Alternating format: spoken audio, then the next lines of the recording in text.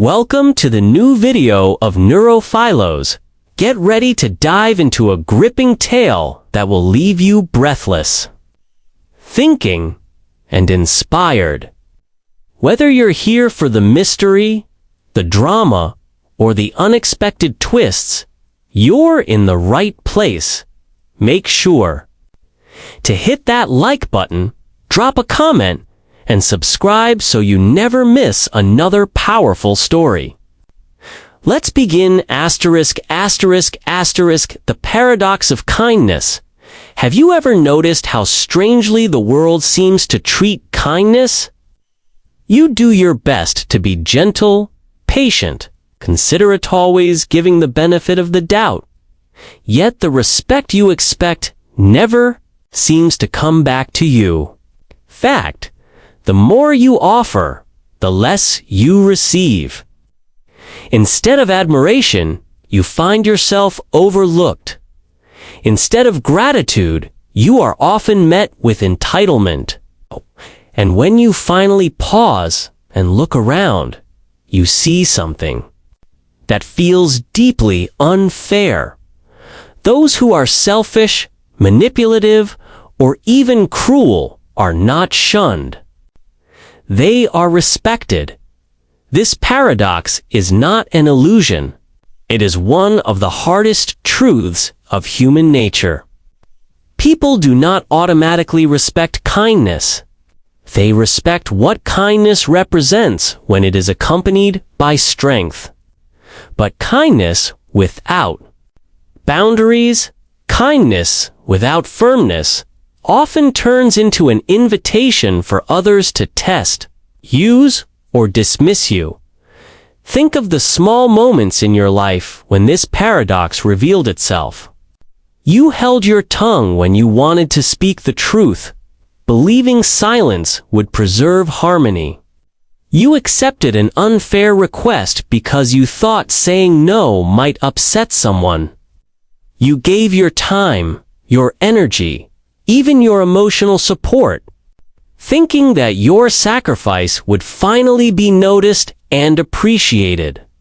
And yet, instead of being seen as noble, you were quietly treated as someone who would always give more, always bend further, always stay silent when it mattered. The frustration builds in your chest. You feel it in your body like a knot in your throat every time you swallow back words you wanted to speak. You feel it in your stomach when you realize your opinions are dismissed. You feel it in the heaviness of your shoulders when others cross lines that you never dared to draw. And worst of all, you feel it in the shame of watching those who care less, those who never hesitate to assert themselves, receive the respect and authority you secretly hoped your kindness would earn. But what if I told you this is not a random misfortune? That there is a dark logic at play, one that has been understood for centuries. 500 years ago, Niccolò Machiavelli, an Italian philosopher and political thinker, wrote words that remain as sharp today as when they were first inked on parchment. It is better to be feared than loved if you cannot be both. At first glance, this sounds cruel. Fear better than love. Surely humanity has advanced beyond such cold calculations. A pause for a moment. Consider how often fear, or at least a cautious respect, shapes the way people treat one another. Employees hesitate before defying a strict boss. Students listen closely to a stern teacher. Citizens obey laws not out of love for the government, but because of the consequences of breaking them. The reality is unsettling. Human beings are wired to respond more strongly to fear than to kindness. Not because people are inherently evil, but because the mind instinctively respects boundaries, not promises. It admires strength, not submission.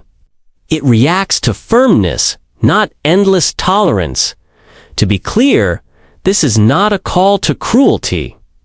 The world already has too many tyrants, manipulators, and narcissists. What we are talking about is something deeper, the understanding that goodness without strength is incomplete. Being kind without learning to command respect is like bleeding. In the ocean, you may have no ill will toward the creatures around you, but sooner or later, the sharks will smell it. Maybe you are at that point now. Tired of being ignored? Tired of giving too much? Tired of being seen as the nice one while secretly feeling like you are fading into the background? Perhaps you've wondered, how can I be respected without betraying my true self? How?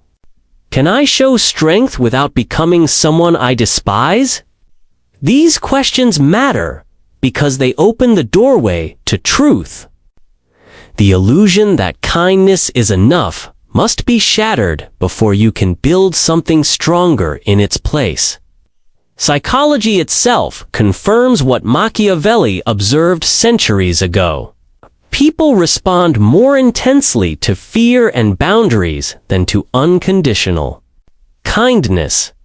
Studies in authority and social behavior show that when someone speaks with conviction, when they hold firm in their silence, when they walk away from disrespect without hesitation, others instinctively take them more seriously. The brain reads these cues as signals of strength. Think of it this way. Every time you say yes when you want to say no, you teach others that your no has no value. Every time you over-explain, you signal uncertainty.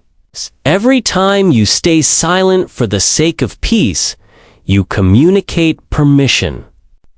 And in the eyes of those who seek advantage, that permission is an open door.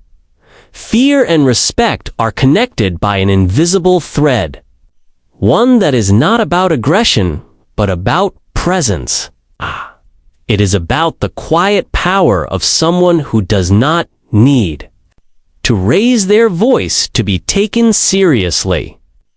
It is the calm of a person who can say no with steady eyes and without apology. Machiavelli never suggested cruelty for pleasure. What he revealed was a simple, often ignored truth.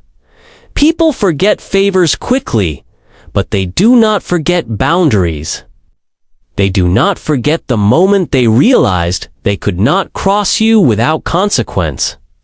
This is why rulers, leaders, and ordinary people alike must understand that kindness alone is fragile. This lesson does not just apply to politics. It applies to you in your workplace, in your friendships, in your family, in your relationships.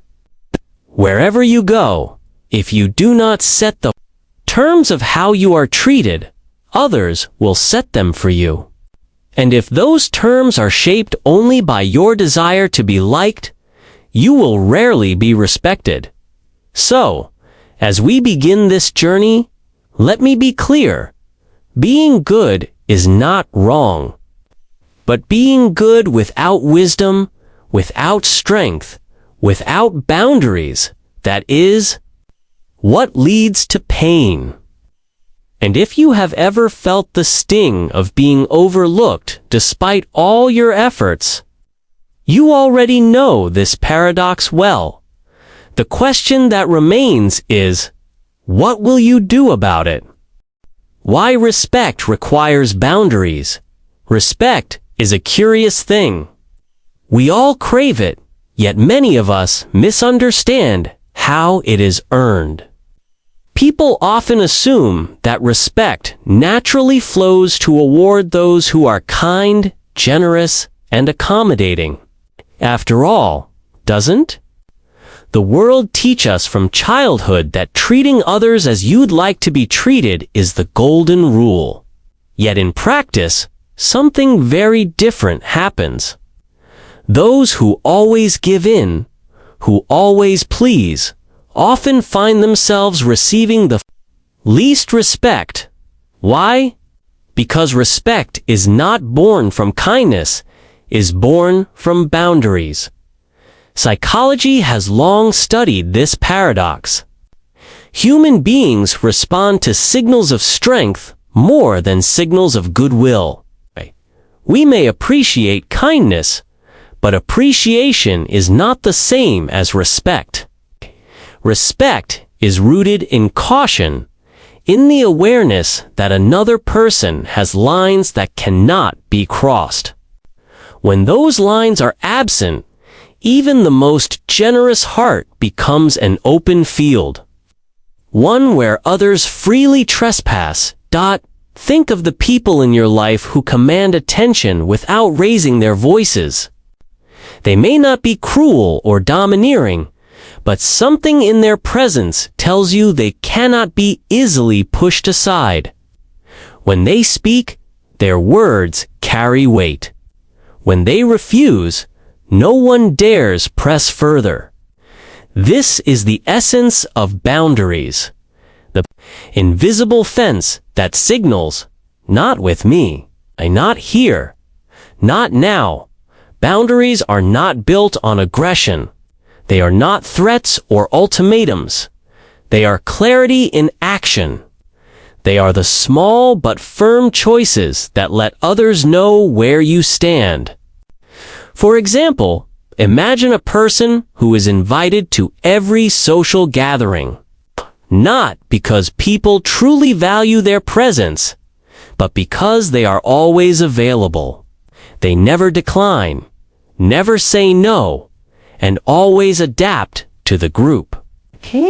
At first, this may seem admirable, but over time, that very availability becomes a weakness. Their presence is taken for granted. Why? Because their time has no perceived boundary. Contrast that with someone who occasionally declines, who chooses carefully where to give their energy. When they do appear, people notice. Their presence feels earned. Respect, then, is tied not to how much you give, but to how carefully you give. The tragedy is that many confuse endless giving with virtue, believing that the more they sacrifice, the more they will be valued. But human psychology does not work this way. Instead, it begins to associate endless giving with low worth. If you are always available, always saying yes, the unspoken message becomes clear. Your time and energy are cheap, and cheap things, no matter how plentiful, are rarely respected. This is where fear enters the equation, not cruelty, but a healthy kind of caution. When someone knows that crossing you will bring consequences, they treat you differently.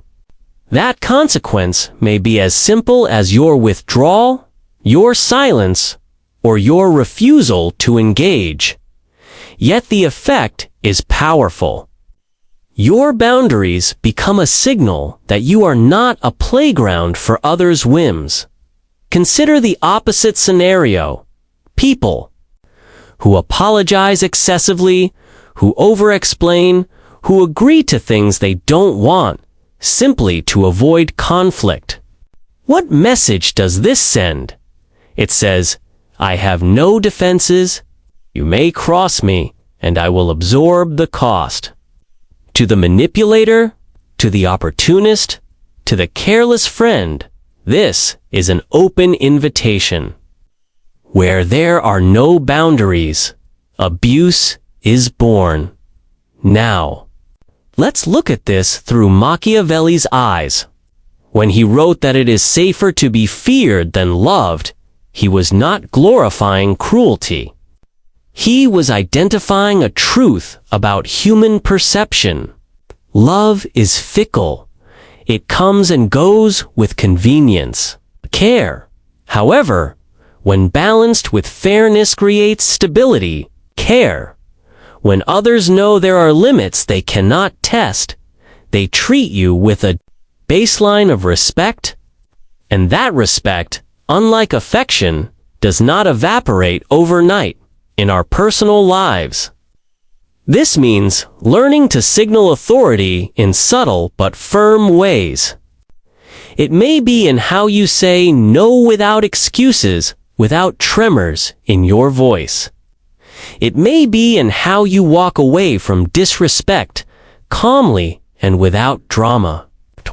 It may be in the silence you hold, a silence that does not rush to explain itself. These signals speak louder than any speech about kindness or fairness. They are read instinctively by others as signs of authority. Boundaries also protect your inner world. Without them, you become a prisoner of other people's needs. Every demand becomes an obligation. Every request feels like a test of your goodness. Over time, this erodes not only others' respect for you, but your respect for yourself.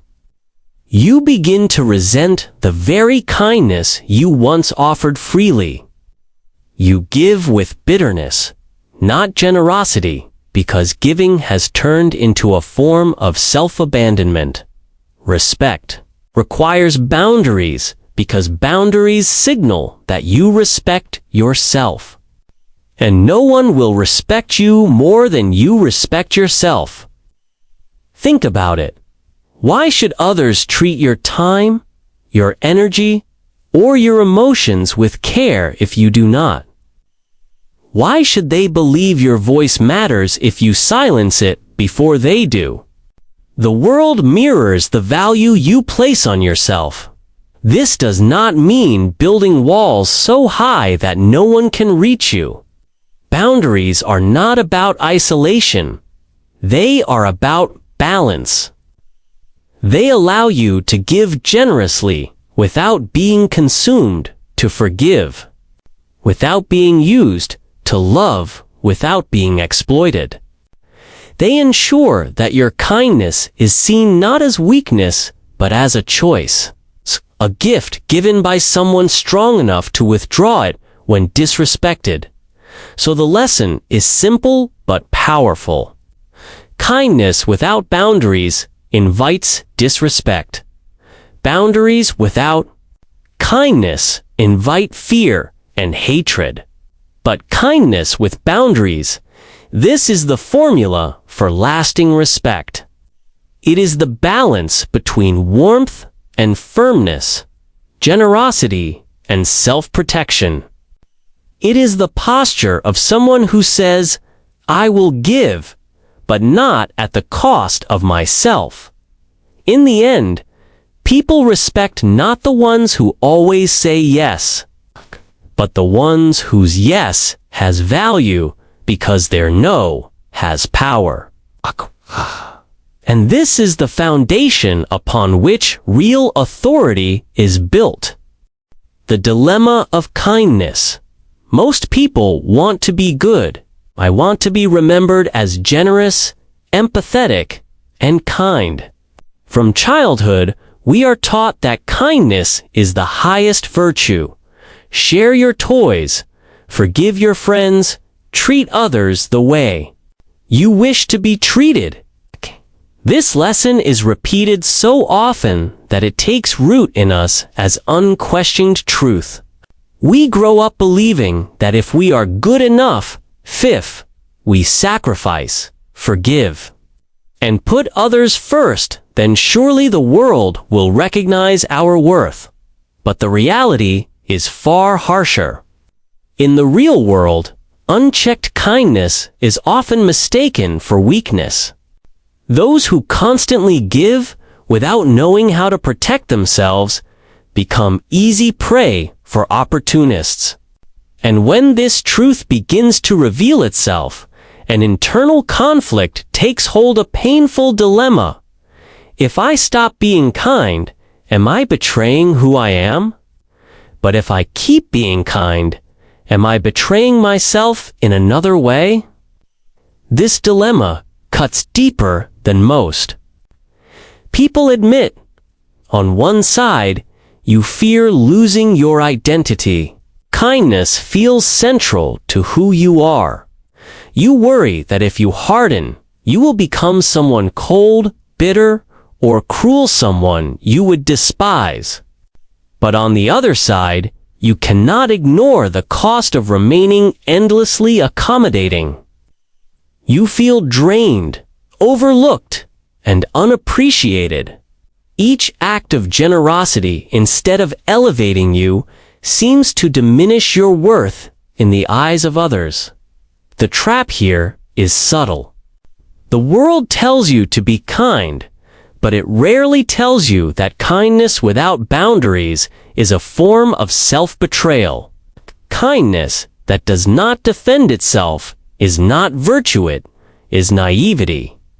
And this naivety has consequences. It teaches others that your compassion has no limits, that your forgiveness can be taken for granted, that your patience is inexhaustible. Over time, you are not seen as kind, but as exploitabl. Psychology has a name for this trap: validation dependency. It is the unconscious belief that your value depends on how much you give, how often you forgive, how tirelessly you please. You become addicted to being the nice one, the one who bends, listens, and absorbs. You confuse peace with passivity. You confuse generosity with self-abandonment. And in doing so, you lose sight of the truth. Real kindness cannot exist. Without strength, think of a river. Its waters are life-giving, nourishing everything in their path. But what happens when a river overflows its banks? What was once a source of life becomes destructive, washing away soil, drowning crops, and overwhelming homes. Kindness works the same way. Without boundaries, it loses its purpose. Instead of nourishing, it erodes. Instead of building, it destroys first you, and then the relationships you hoped to sustain. This is why many kind people reach a breaking point. They spend years giving, forgiving, and sacrificing, only to wake up one day resentful. They realize that their relationships are one-sided, that their workplaces exploit them, that their friendships are built on taking rather than giving back. And in this realization, the painful question emerges: is kindness a lie? The answer is no. But kindness without wisdom is incomplete.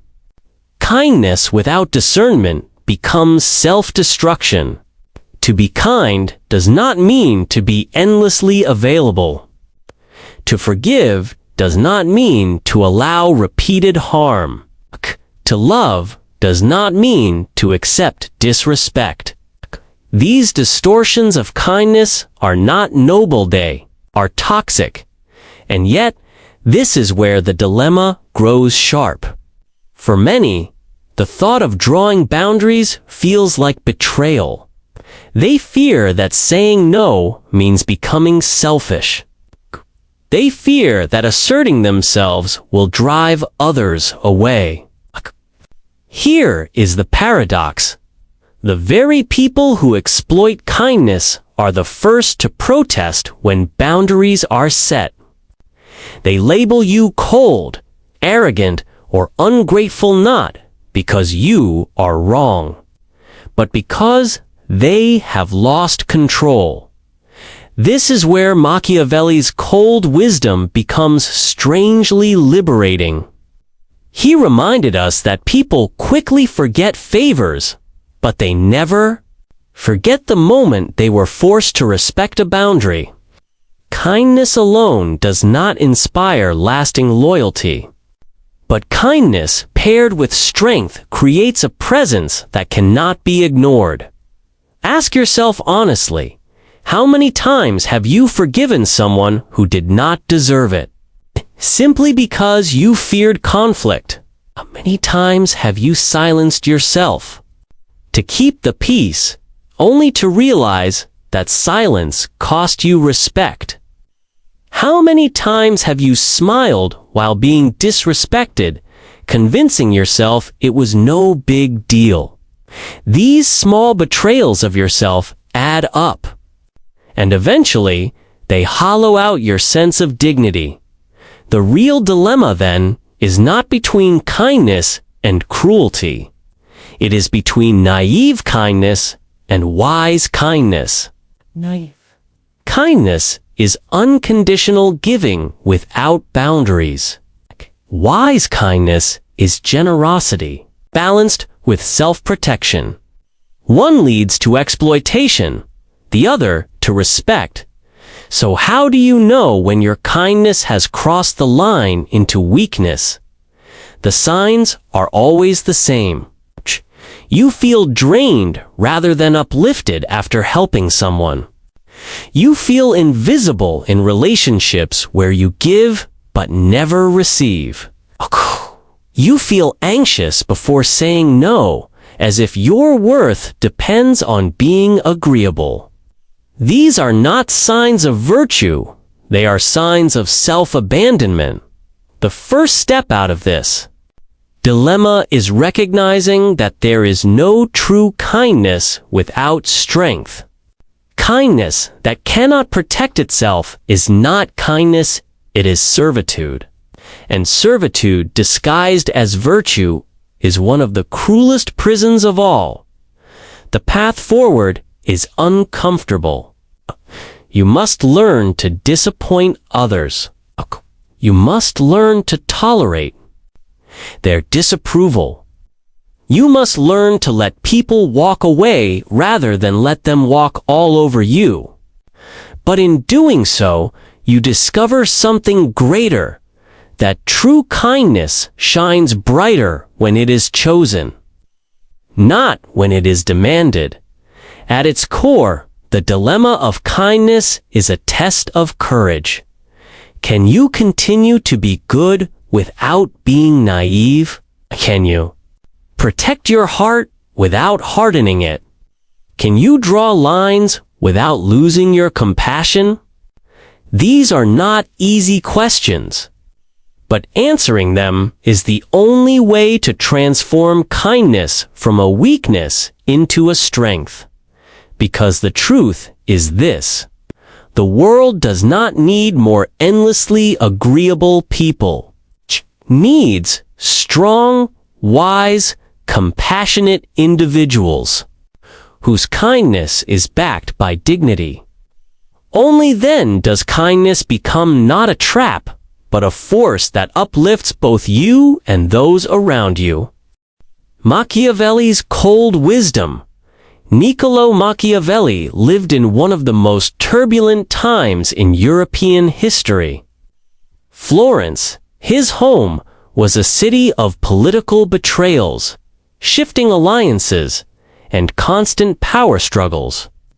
He watched as leaders rose and fell, not because of their ideals, but because of their ability or inability to understand human nature. Out of this harsh reality came his most famous work, The Prince, a book often misunderstood as a manual for tyranny, but in truth, a radical attempt to reveal the world as it really is. Machiavelli was not interested in how rulers should behave in an ideal world. He was interested in how rulers must behave in the real one. and what he observed was uncomfortable. Power does not belong to the most virtuous, but to the most clear-sighted. Those who governed with naive idealism were crushed. Those who governed with cold realism, who understood the darker instincts of human beings, endured. It was in this context that he wrote his most infamous line, "It is better to be feared than loved, if you cannot be both." For centuries, people have recoiled from this sentence, accusing Machiavelli of cynicism, cruelty, even evil. But pause for a moment. Was he promoting gratuitous cruelty? Or was he simply telling the truth no one wanted to admit? Let us dissect this wisdom. Love, as Machiavelli observed, is fragile. People love you when you satisfy their interests, when you provide comfort, when you make their lives easier. But the moment you refuse them, the moment your presence stops serving their benefit, that love evaporates. A love is conditional. It is unstable. It depends not on your essence, but on your usefulness. Fear, however used wisely, is far more reliable. When others fear the consequences of disrespecting you, they tread carefully. This does not mean terror. Terror creates hatred, and hatred eventually turns against its source. But measured fear, fear of crossing your boundaries, fear of losing your presence, fear of facing your firmness creates respect. It builds an invisible wall that even opportunists hesitate to breach. Think of this in your personal life. A boss who tries only to be loved by their employees may find themselves ignored, manipulated, or taken advantage of. Their generosity is welcomed, but their authority is not respected. A boss who balances fairness with firmness, however, inspires caution. Employees know there are lines they cannot cross, yet they also know the leader is not unfair. That mixture of kindness and consequences what creates true authority. The same principle applies in friendships and relationships. People who only give, who never impose consequences, eventually find themselves drained. Their kindness becomes background noise. But when kindness is paired with strength, it becomes valuable. Why? Because it is no longer assumed it is chosen. And chosen kindness is always respected more than automatic kindness. Machiavelli's cold wisdom was not about cruelty for cruelty's sake. It was about survival in a world where human nature is fickle. He saw that people remember fear far longer than they remember favors. A favor is quickly forgotten, but the moment someone realizes they cannot take advantage of you, that moment imprints itself deeply in their memory. They may not like you for it, but they will respect you. Still, Machiavelli warned of balance. He wrote that a ruler must avoid being hated at all costs. Hatred, he observed, is a silent poison. While people can live with fear, they cannot live indefinitely under humiliation. Fear must be measured, precise, and balanced with fairness. Otherwise, it turns into resentment, and resentment breeds rebellion. This balance is crucial in everyday life. A parent who rules with only fear creates children who obey but resent.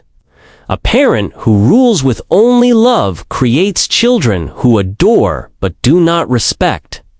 The wise parent mixes love with firmness, so the child knows both care and consequence. In the same way, in your relationships and work, you must balance warmth with limits. Too much love without boundaries, and you will be ignored. Too much fear without fairness, and you will be hated. True strength is in walking this narrow line. Machiavelli was not celebrating cruelty. He was warning against naivety. He had seen too many leaders lose everything because they believed people would stay loyal out of gratitude. Gratitude fades.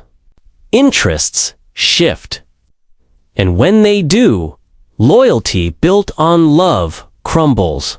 But loyalty built on respect, tankered in a touch of fear, endures. Ask yourself, how many times have you hoped that by being endlessly kind, people would finally see your worth? How many times have you trusted that loyalty would last simply because you gave your best? And how many times have you been disappointed when that loyalty dissolved the moment you said no? This is the very dynamic Machiavelli was describing. So what do we learn from him today? That kindness without strength is ignored. That authority without fairness is hated. And that the secret to lasting respect lies in balance. Enough kindness to inspire trust, enough firmness to inspire caution. You do not need to be cruel. You do not need to manipulate. But you must be willing to be firm. You must be willing to disappoint others. You must be willing to let go of the illusion that love alone is enough. Because love without respect is fragile, but respect once earned with wisdom can last a lifetime. In the end, Machiavelli's cold wisdom is not about choosing between fear and love. It is about recognizing that love is unstable without the backbone of respect. And respect often begins with the willingness to be feared, not for cruelty, but for the clarity of your boundaries. So the question for you is this: in your own life, are you being governed by the illusion of love, or are you ready to embrace the balance of fear and respect? Are you hoping others will value your kindness, or are you prepared to command respect through firmness? The answer determines not only how others treat you, but how you govern your own existence. The path to true strength. There comes a moment in life when the illusion must be broken. You cannot keep giving endlessly, hoping others will finally recognize your worth. You cannot keep silencing yourself, convincing yourself that peace is worth more than truth. And you cannot keep begging for respect from those who will only ever take advantage of your silence. The path to true strength begins when you stop asking to be valued and start demanding it through presence. Through boundaries, through unshakable self-respect. But here is where many people stumble. They believe that to become strong, they must become cruel. They fear that drawing boundaries will make them arrogant, cold, or unkind. They imagine that power requires bitterness. Nothing could be further from the truth. True strength is not about ruling others. It is about ruling yourself. It is about mastering your own voice, your own emotions, your own limits, so that you no longer live at the mercy of other people's demands. Strength begins in the smallest gestures. The first firm no you speak without apology. It's the time you walk away from a toxic conversation without explanation. The moment you refuse to justify yourself to someone who has already understood your answer but chooses to test your patience. These gestures may feel terrifying at first. Your heart will race. Your hands may tremble. You may worry you are being rude. But with each act of self-respect, something inside you shifts. You begin to feel taller.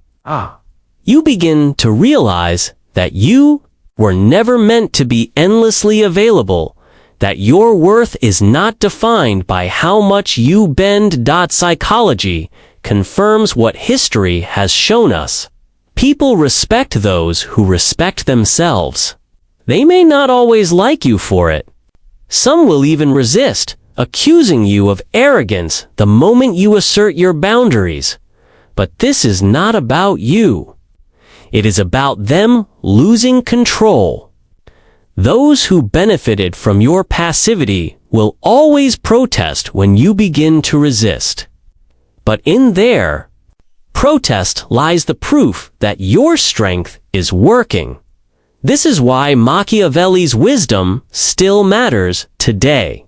He was not teaching us to be tyrants. He was teaching us to be sovereigns of our own lives. His lesson was simple. Love without respect is fragile, but respect, even when tinged with a measure of fear, endears. In your life, this means no longer seeking to be endlessly liked. It means no longer equating kindness with passivity. It means embracing the truth that real kindness has a shield, and that shield is your dignity. Imagine yourself walking into a room. Do people take notice, or do they continue as if you are invisible? Authority is not about shouting, not about demanding attention. It is about presence. It is the calm posture, the steady gaze, the silent conviction that communicates, I respect myself, therefore you will respect me too. You do not need to argue. You do not need to explain. Your boundaries do the speaking for you. This is the art of balance. Too much passivity, and you invite abuse. Too much aggression, and you invite hatred. The path to true strength lies between the two, firm enough to inspire caution, compassionate enough to inspire trust. People may not always love you, but they will learn not to underestimate you. And in the long run, that is far more valuable.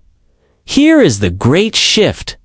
Stop begging for love and start embodying respect. Stop measuring your worth by how much you are liked, and start measuring it by how much you respect yourself. Stop living for external approval and start living in alignment with your inner truth. When you do, you will lose people, yes.